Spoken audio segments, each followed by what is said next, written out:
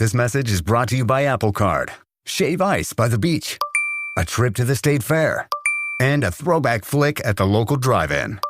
They're more than just items to check off the summer bucket list. They're also opportunities to earn 2% daily cash back when you use your Apple Card with Apple Pay. Apply for Apple Card now and use in-minutes with Apple Pay. Subject to credit approval. Apple Card is issued by Goldman Sachs Bank USA, Salt Lake City branch. Terms and more at applecard.com. Late night bites with friends? Already hard to beat. That first too hot bite of fries you couldn't wait for, followed by ice cold Pepsi. Now that hits different. Suddenly, the energy kicks back in, the night goes longer, and the laughs don't stop. Because Pepsi brings out more flavor, more fun, and more of the moment. Food deserves Pepsi. Grab a Pepsi Zero Sugar today. Pros, find the right flooring for the job in Lowe's newly redesigned flooring showroom. Shop our expanded assortment of trusted brands and get up to 35% off style selections, Stainmaster, and Stainmaster Pet Protect Special Order Carpet. And while you're here, save $100 on a DeWalt 20-volt max 6-amp-hour 2-pack of batteries. Now just $179. Get more of what you need faster and save more where it counts from the ground up. Our best lineup is here at Lowe's. Valid through 8/26 while supplies last. Selection varies by location.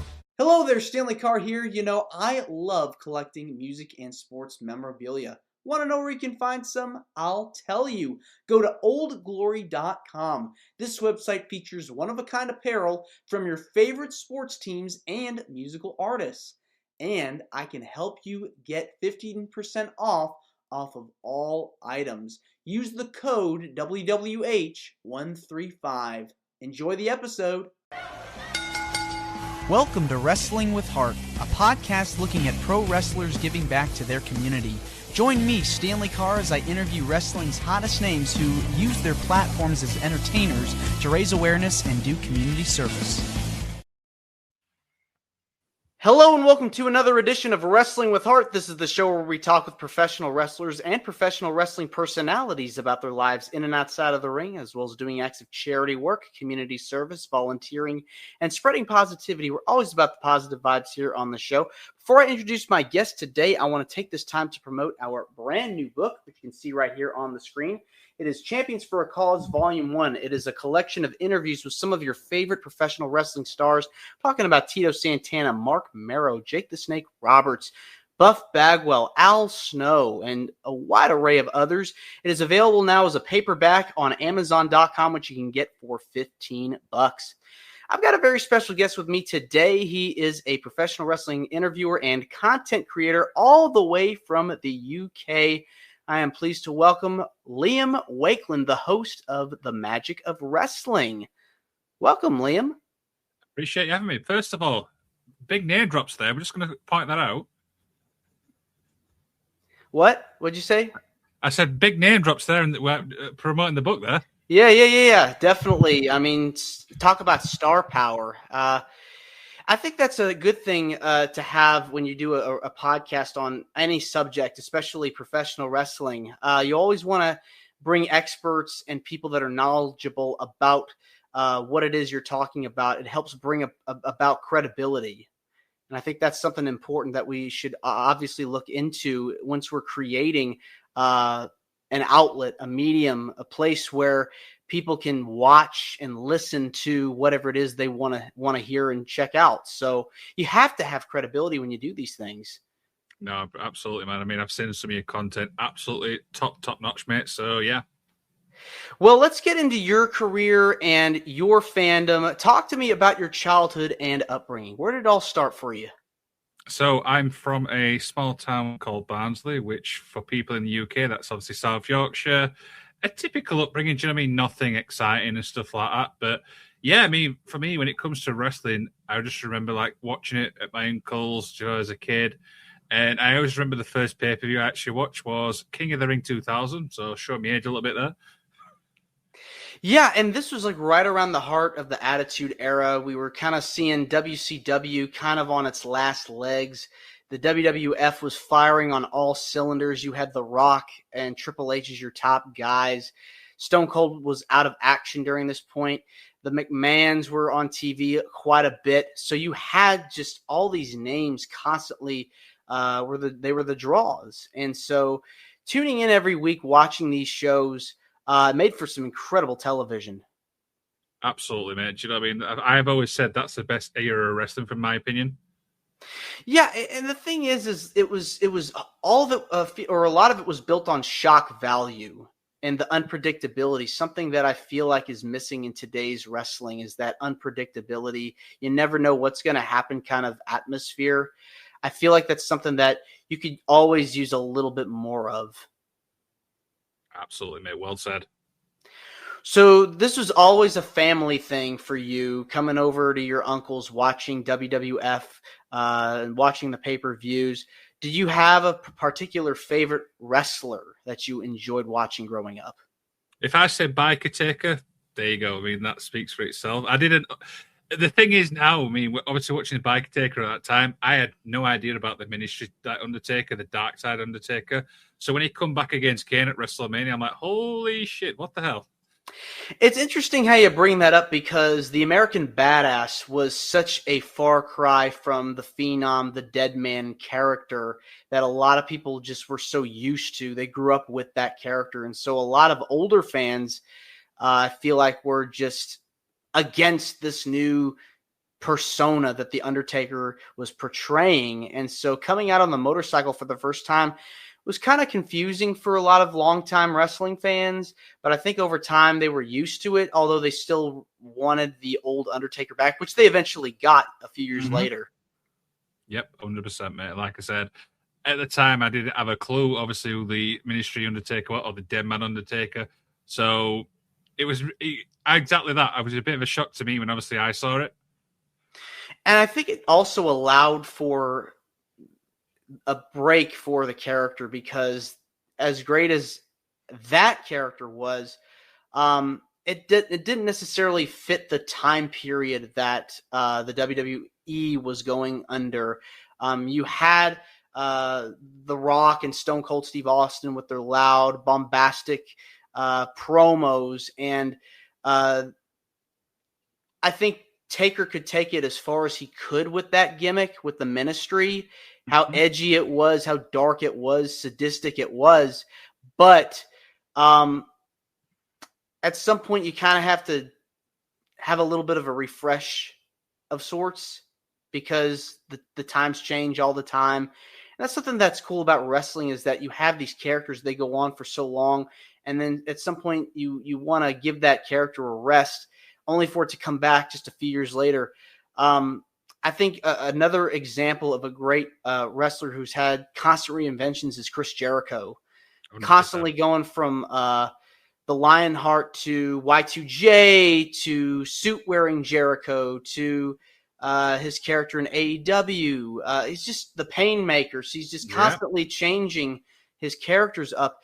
And I feel like that's something in wrestling we should want more of, is constantly character reinvention. No one should have to stay the same forever. And it's like, even in like the smaller promotions, you know what I mean, constantly reinventing and stuff like that.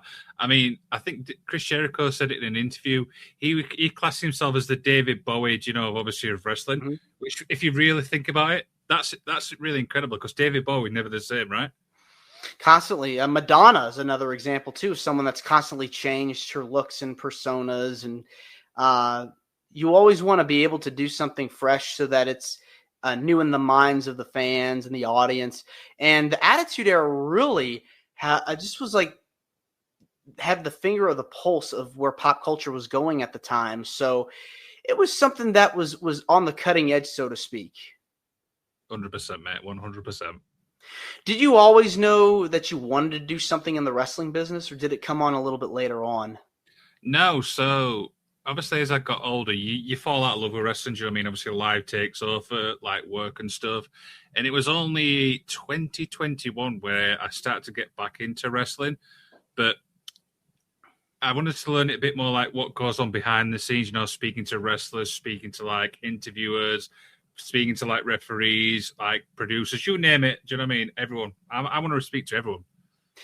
And I feel like around this time too, you start seeing a lot of podcasters and content creators really pop up, because this was during the thick of COVID, the pandemic. And so we're all stuck at home and on the computer. And so what better way to pass the time, kill the time than creating content and podcasts. And so you've had the opportunity, along with your partner, Juan Breezy, who I've had the good fortune of interviewing as well on the show, interviewed so many of these wrestlers. Who would you say have been some of your favorite interviews that you've been able to have on so far? Wow, there's a lot. I mean, Brian Cage obviously has got to be up there. Nigel McGuinness, Sherilyn Guerrero. There's so many, but do you know what I mean? And I always remember the stories more, but the one I get asked a lot about is Nigel McGuinness, because I always remember as well how nervous I was. I mean, it's Nigel McGuinness, goddammit. Do you know what I mean? One of the top, obviously, guys, obviously, in the wrestling industry. And this is the part people don't know is Nigel's personality before we hit that record button made us feel so relaxed, so comfortable that you wouldn't have guessed that we were nervous, going into that. Yeah, and the thing is, when you're constantly doing interviews, you want to study their careers, studying their story, their background, go over their career highlights, research. You have to constantly do your homework. Otherwise, it'll be egg on your face. You don't want to embarrass yourself when you're doing an interview, especially if it's somebody that's had such a long history of wrestling like Nigel McGuinness, a legend currently in our business. You're with Body Slam currently. How did you get involved with that? That's more obviously, One Breezy's side thing. I'm obviously on board with that. I'll be honest with you, mate. I don't know much, obviously, all the details and stuff. I essentially obviously work alongside One Breezy, and he obviously deals with that side, so that's more him. Well, when you guys are working together, doing these interviews, pitching ideas for guests, walk me through the process of how do you constantly think about pitching guests, because it can be very difficult. It can be very hard. It's not always easy to go and make those connections. What's your strategy?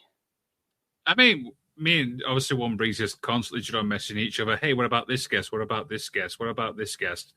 And we kind of have to meet in the middle a little bit, if that makes sense. So he's like, let's do, as a prime example, we'll use Nigel as an example and stuff like that. I says, yeah, let's do Nigel and stuff like that. And you mentioned their research. I mean, I'd probably spend as a guest 2 hours, do you know what I mean, just doing research, looking through absolutely everything. Because I think you said there, do you know what I mean, research is key. Do you know what I mean? You don't want to come across like an absolute douchebag going, oh, this guy's not done the research. And the thing is, when you're doing research, there's stuff out there which you might not be sure about. Do you know what I mean? It might not be accurate. One of the things I like to do, and it's just a small detail, I go to the wrestler and say, correct me if I'm wrong, but is this true? And then you don't come across as a douchebag anyway, if that makes sense. Yeah, there's a phrasing, a wording of how you ask questions, because you always want to be polite with your guests, and you also want to make sure that the information is accurate. Mm-hmm. Yep, exactly that. Have you ever had a moment where the interview's kind of gone south, where it's like, oh my gosh? Because I've had those moments too sometimes where I'm interviewing a guest. I may get the information wrong, but I have to correct myself and try to get back on track. Everything kind of going back on track. Have you ever had one of those moments happen before? So one of the early interviews I did, again, I'll tell you after the show. I just don't want to name drop this person. We did an interview with the guy who obviously has been in WWE and stuff like that, NXT. And I think we got him at the wrong point in his life, because every question we asked him, it could be a simple question. We just hit a wall. And I think normally you can probably get an idea what a guest is like after about 20 minutes. That's just my thing. And we were just getting nowhere. Do you know what I mean? And stuff. And I was just like, this interview just absolutely sucks. Luckily for me, that's the only one I've actually had, which is like... And the thing is, after that show went wrong, you think to yourself, have I done something wrong? Have I said a question wrong? Have I made them feel uncomfortable? Do you know what I mean? You do obviously feel a bit guilty and stuff. Yeah, and it provides a learning lesson, too, of what not to do next time you have a guest on. You really want to make sure that you do your homework, have researched, and constantly are having a good rapport with the guest. That's another thing, too, making sure that you and the guests are having a good connection, good relationship, and making sure that the conversation is heading in a direction that's in a positive one. Yeah, exactly, mate, and stuff like that. And like I said, I mean, there's been quite a few interviews where the guest is nervous, which is fine. Do you know what I mean? Stuff like that. And you can normally tell watching the show. I mean, one of my favorite shows I did was called Pretty in Pink, which is two people from the UK. And it was basically two people.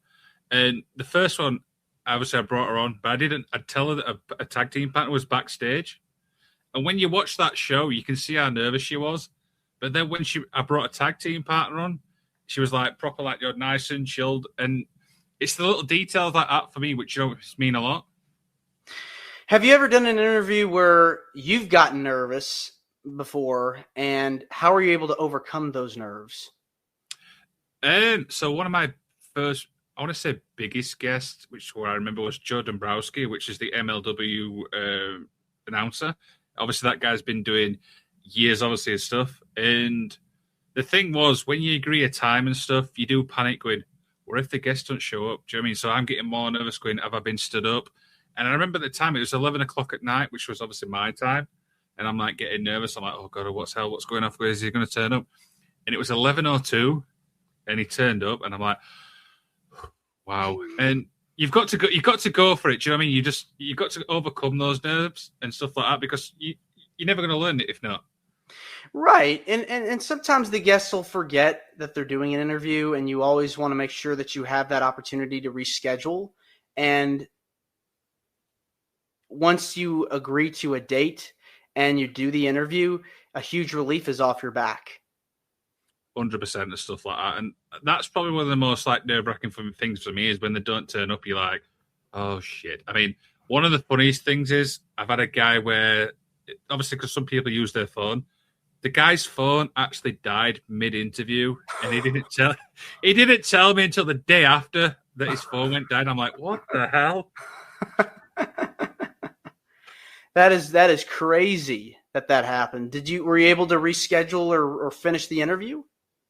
The thing was, it was live, so that was probably the most nerve-wracking thing ever. Like, you're in front of a camera, it's live, people are watching, the guy's not coming back. I'm like, oh dear.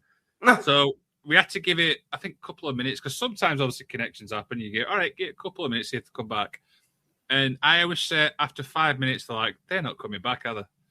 Generally. And he didn't message me till the next day saying, sorry, my phone died. And I'm like, oh my God, what the hell? Well, hopefully you're able to do a redo. You're able to get this guest back on in the future, because that's quite embarrassing. I actually had the guy back on, and he was really apologetic. And we ended up having a full-blown hour and 20-minute conversation. But we laughed about it. I mean, I remember the first thing I said to him was saying, is your phone charged? It was a bit of a joke. Yeah. Yeah, well, it's always good to have that second chance, that second interview. And sometimes a lot of times if you have the guest on for a second time, the second interview might be just as good, if not better, than the first one. Exactly, mate. I mean, there's been a couple of guests when I brought them back for a part two, and like I said, there's that comfortability, do you know what I mean? Because they know they've been on a beer before, they know what to expect. And yeah, I mean, like I said, I've done 180 odd interviews, not obviously to your standard, but yeah, there's just some incredible guests, man. Who would you say are people that you would like to interview in the future? Any dream guests you'd like to interview in the future? So there was one guy from the... This message is brought to you by Apple Card. Shave ice by the beach. A trip to the state fair. And a throwback flick at the local drive-in. They're more than just items to check off the summer bucket list. They're also opportunities to earn 2% daily cash back when you use your Apple Card with Apple Pay. Apply for Apple Card now and use in minutes with Apple Pay. Subject to credit approval. Apple Card is issued by Goldman Sachs Bank USA, Salt Lake City branch. Terms and more at applecard.com. UK, and I don't mind obviously naming who it was. He's a guy called Spike Trevay, and obviously he's done a lot obviously in progress and stuff like that. And he was my number one. When I obviously started doing interviews, he was right at the top of my list. And I sent obviously messages, reached out and stuff, and it just never come to fruition. But recently, he has actually got back to us, and long story short, it's not something he wants to do, which, do you know what I mean? I totally respect that. And all the thing I can say is, look, I appreciate you getting back. The offer will always be there, but do you know what I mean? Stuff like Another guy which I'm a huge fan of is a guy called Charles Mason, which does a lot, obviously, in America. Any big name WWE, AEW, or legends that people might know that you'd love to have on in the future? I mean, gotta be Undertaker, right? Do you know what I mean? The guy obviously who got me into wrestling. Do you know what I mean? That would be an absolute dream, but I don't see that happening. I'm going to be honest with you. AEW, I mean, Kenny Omega, do you know what I mean? John Moxley, people like that. I mean, I've always said to me, I'm not bothered, do you know, whereabouts they are in their wrestling career. Everyone has a story to tell, and whether they've been in the wrestling business 1 year, 2 year, 3 year, 4 year, they'll always have the stories to tell, and that's the key thing for me. Yeah, everybody loves talking about their history. Everybody's got a story, like you said, and you're basically trying to provide that outlet for them to tell their stories. And once you get their stories out there and across, you're doing the service of promoting them, and from there, the videos will get so many clicks and hits as long as the podcaster and the guests share them and people find them, and you never know where it could go from there. 100%. I mean, recently myself, obviously one reason I was interviewing all Australian talent and stuff like that. I mean, there's some incredible talent in Australia. The one thing we seem to get a lot of now is a thank you, because they don't get the recognition. So the fact that two guys like myself and obviously one breeze from the UK are giving them that platform, do you know what I mean? It's getting them noticed, it's getting them out there, and that's probably one of the most humbling things for me when I think about it. Yeah, I love that you're tapping into different markets in the wrestling business. The UK market is hot right now. Australia is hot right now. You got Japan, you got Mexico. All these different places have such incredible athletes. And by going after certain lanes and categories, I think that provides the audience with the know-abouts of, okay, this person specializes here. If you have like that one category that you personally would like to kind of tap into, what would it be? I mean, the thing is, I've done the UK, as you alluded to, we've done Australia. I do want to tap into like Japan there. Do you know what I mean? I've not obviously spoke to many people from Japan and stuff like that. At the moment, for me, I'm up to 8 countries. Do you know what I mean? If you'd said to me, a typical guy like myself would be speaking wrestlers from 8 different countries, I'd probably laugh at you, but you know what I mean? But here we are. Do you know what I mean? That Japan's obviously up there for me. Yeah, and you got a lot of people in Japan that make their way to the United States, and like AEW, for example, does a lot of cross promotion with New Japan, and so some of those talents from Japan could be seen on a huge worldwide platform like an AEW. And so once you get those talents on there from Japan, you'll be one of the first people to get them on such a huge platform before they make it to the big stage. Yeah, and I think that's one thing I love. I mean, you never know. Like, anybody could be signed like just like that. And the fact that obviously, I mean, yeah, there's so many incredible talent out there what's not signed. Do you know what I mean? We could be interviewing the next best one. It's just a matter of like finding them. Exactly. Have you been to any wrestling shows in your area? I've been to loads. I mean, I've been to quite a few of those. I've been obviously to Progress.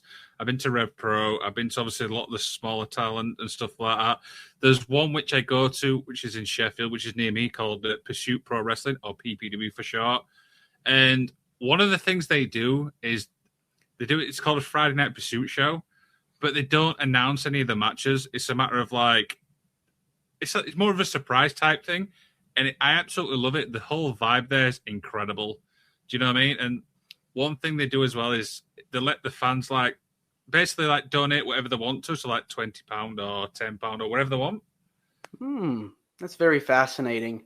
And you get a lot of people, a lot of big names come through the UK, especially for the conventions. Have you gotten the chance to meet any of these people? I've got the privilege to meet Will Ospreay, who was probably my wrestling idol. I will be honest with you, through obviously wrestling and stuff like that. Next year, I'm going to be going to the biggest one called For the Love of Wrestling. Never been to it. Do you know what I mean? Obviously, some people have been announced for that. And yeah, I can't wait to obviously to meet some people there. Yeah, once you meet people that you really look up to, and once you meet people that you're influenced by, it's a great feeling. It really is. And so now that you're in the business, you're doing the stuff with Juan Breezy, doing stuff with Body Slam, constantly creating content. What is your ultimate goal in the wrestling business?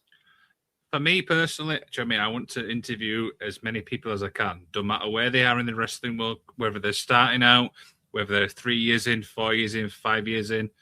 I want to give them a platform to help them in any way or shape I can, which is why I create the show called The Spotlight is On. Let's talk about that. So I went to a wrestling show, which is obviously, it's like a training facility, if that makes sense. I don't know if you've got them near yourself. Yeah, the gyms. Yeah. And there was obviously a show there. Do you know what I mean? It's people just starting out. Do you know what I mean? Never been in front of a crowd. And obviously I went with my dad at the time, and we're just driving back. Do you know what I mean? Incredible show. And he says, well, why don't you interview people who are starting out? Do you know what I mean? To get them, do you know, and stuff. So I created the show called The Spotlight is On. And it's just basically to like help them, do you know, a little bit of like a promotional type thing. Do you know what I mean? Because one of the biggest questions I always ask them, and it's one that stumps a lot of people, is for people who's not familiar with yourself, why should they go check you out? It's the way I let them promote themselves in a way. Exactly. And you're giving them that outlet, that platform where they're going to be recognized and seen.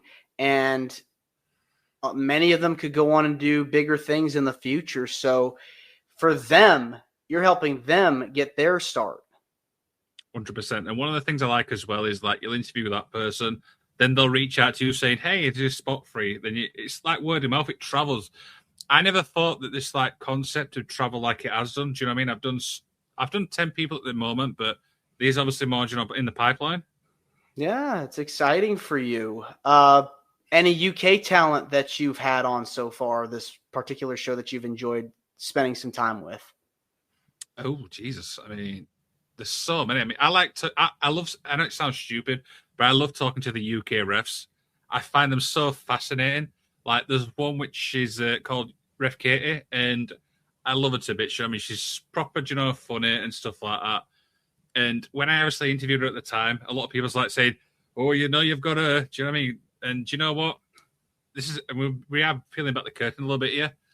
I was having a bit of a shit day, you know, that actual day before I interviewed her. And by the time I'd finished that interview, do you know what? Incredible. Do you know what I mean? I was smiling. And there was a story which I got told about. And because I do fan questions for people, I love it when somebody gives you a question, but you don't know the back, like the back thing to it. And the question was, ask her about Penrith. And I'm like, okay. And it turns out she fell asleep and ended up in the lakes on a boat train. That's insane. Wow. But you're doing something that you are passionate about, and when you are passionate about something, you're having such a crappy day, it takes your mind off of it, and you feel so much better when you're in that zone, because life can be stressful, life can be tough, but if you find something you love to do, all those stresses go away, even if it's just for a little bit. Exactly. I mean, if that hour, do you know what I mean, makes them feel good, do you know what I mean? It makes me feel good. And it's like you said there, it takes away that pressure and stuff like that. Because we all have bad days. I'm pretty sure, mate, you've obviously had bad days and sometimes. Mm-hmm. No doubt about it, man. No doubt about it. We're a show that talks about charity work and are celebrating the people that do good work in the wrestling business. What kinds of causes are you very passionate about and things that you've been able to do out in your community? So, obviously, I messaged you. There's a foundation I support called the Hot Tag Foundation, which is a non-profitable organization which basically distributes toys to the kids who are obviously less fortunate. Now, these have been going for 2 years, and what I try and do is every year do something like just special. So, like the first year, because they started out, I gave them a full platform. Do you know what I mean? I said, look, here you go, Jeremy, you can be on my YouTube channel. Do you know what I mean? I'm not going to be there. You talk to the people and then get you a point across. Do you know what I mean? That was obviously the first year. This year we did a thing called a live reaction. So we went to obviously the wrestling show they put together. We did live reactions to it. We even obviously donated toys to it, obviously, you know, a sell from his own money, and obviously, just stuff like that. So yeah, every single year we obviously want to do something, and for me personally, it's an incredible foundation. I've met the guys, do you know what I mean? And I just love them to bits. That's so fascinating to have something out there for these young kids that are going through a lot, to provide them with something that they enjoy and they'd have a good time with. So you've done this for a couple of years. Is this during the holidays? No, it's always. So like, it's every single time. I mean, like I said, they'll obviously send me the stuff which obviously don't want to promote on my Instagram. They are obviously having a little bit of a break at the moment, but they will be starting back up very soon. If they need anything promoting, they'll let me know. We'll promote it. And like I said, every year we try and do something special, for the shows. Again, whenever it comes to the toy donation, we'll probably donate toys again and stuff like that. So it's like a yearly thing, if that makes sense. Sure. Was there a particular event or fundraiser with the foundation that you were a part of or participated in that was very heartwarming? It was after the like I said, the live reaction show, because we went there, and I want to put a special shout out to Wrestle Wellbeing, which is obviously a good friend of mine as well. He obviously helped me with this, and one of the most humbling thing is the guy, obviously Gareth, obviously who runs the promotion, which obviously that we're working with. He gave this speech, and I can't remember word for word, but I'm not one for getting emotional, but even I got emotional, with stuff like that. Obviously what we did. Do you know what I mean? Obviously giving obviously toys, obviously people, because there is people out there who's less fortunate. Do you know what I mean? Mm-hmm. Yeah, and by having something that they can enjoy and feel good about it, you're making their day, and it makes you feel good too. 100%. And one thing I like about when it comes to wrestling as well is, yeah, there's obviously dark sides to it, but wrestling community brings people together. That's the biggest thing I've learned, doing podcasting. Exactly. And that's kind of something I wanted to do with my shows. My intention was trying to create something that didn't talk about stuff that was negative, and something that we could all enjoy, unity, doing good for others. I think having such a platform like this, I feel like has brought so much awareness and attention to what's happening and what's going on. And so being there for others is just so important. That's what I wanted to accomplish with this program, this show here. And so many things that I would like to do with this show.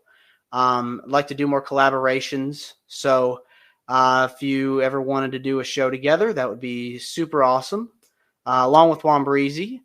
And I think that having content out there, your channel, my channel, different takes on wrestling, I think are just so important, so needed, 100%. And I love that what you said there, different takes on wrestling, because we know everything in wrestling, everyone's not going to have the same opinion. Like, I'm going to have a different opinion to you on, like, The Rock as an example. Do you know what I mean? Mm-hmm. Your opinion on The Rock might be different to One Breezy. Do you know what I mean? That's what makes wrestling. But it also, there's a bit of a negative side to it as well. Exactly. We're not going to always agree on who is the greatest of all time, but we can always respect and appreciate the good work that these people are doing. 100%, mate. Well said. Yeah. Well, Liam, I want to say thank you for coming on to Wrestling with Heart. It means a lot to me and to my listeners and viewers that are watching this on YouTube. You're welcome. Where can people find out more about your podcast, your channel, anything you want to plug? Feel free. So you can find me obviously on the Magic of Wrestling on YouTube, Instagram. Go check out One Breezy as well. Like I said, he's doing some incredible content as well. Go check out the Hot Tag Foundation. All links to that are obviously in my Instagram. And again, go support wrestling. Do you know what I mean? Go support your indie talent. Go and support wrestling as a whole, because I've always said wrestling's for everyone.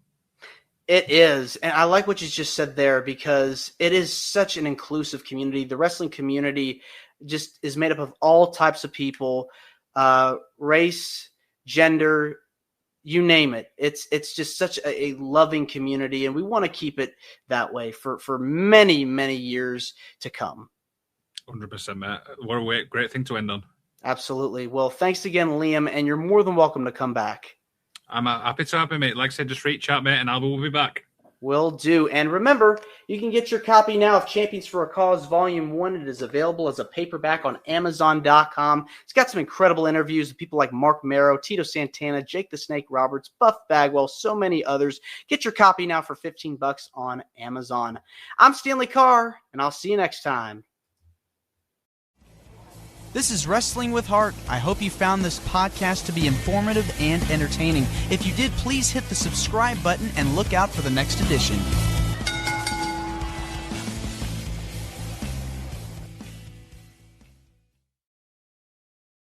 The right window treatments change everything. Your sleep, your privacy, the way every room looks and feels. At Blinds.com, we've spent 30 years making it surprisingly simple to get exactly what your home needs. We've covered over 25 million windows and have 50,000 five-star reviews to prove we deliver. Whether you DIY it or want a pro to handle everything from measure to install, we have you covered. Real design professionals, free samples, zero pressure. Right now, get up to 45% off site-wide, plus get a free professional measure at Blinds.com. Rules and restrictions apply. The most memorable gifts aren't found, they're made.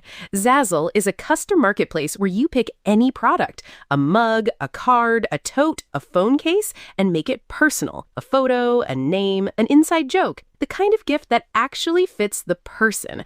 That's what 30 million customers have been coming back to Zazzle for over 20 years to find. Right now, save 25% on your first order at Zazzle.com. That's Zazzle.com. Make it zamazing. At ZocDoc, we know being a healthy adult is like living in a video game. Every day has side quests, taxes, laundry, birthdays, and just when you're leveling up, you have to book a doctor. The insurance portal crashes, they put you on hold, your doctor doesn't take your plan, game over. We see you, so we made booking a doctor easy. Download ZocDoc, search by specialty, insurance, and availability. Book instantly, no cheat codes required. Find a doctor you love with ZocDoc.